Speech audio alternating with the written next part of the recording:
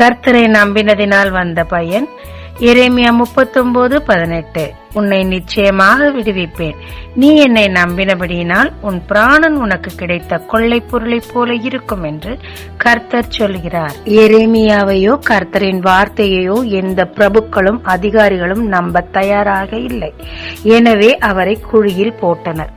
ஆனால் எத்தியோப்பியனாகிய எபெத் மெலேக்கு தேவனை நம்பினபடியினால் சிதேக்கியா ராஜாவினிடத்தில் போய் அவருக்காக பரிந்து பேசி எரேமியாவை காப்பாற்றினார். இஸ்ரவேல் ஜனங்கள் எரேமியாவை காப்பாற்றவில்லை. ஆனால் புறஜாதியான மனுஷன் எரேமியாவை தேவனை நம்பி காப்பாற்றினார்.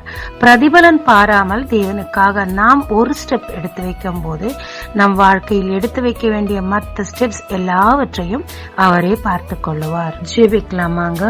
தேவரீர் உம்மை நம்பி கிரியை செய்து உம்மிடத்தில் நன்மை பெற்றுக்கொள்ள கிருபை தாரும். இயேசு மூலம் பிதாவே, ஆமென்.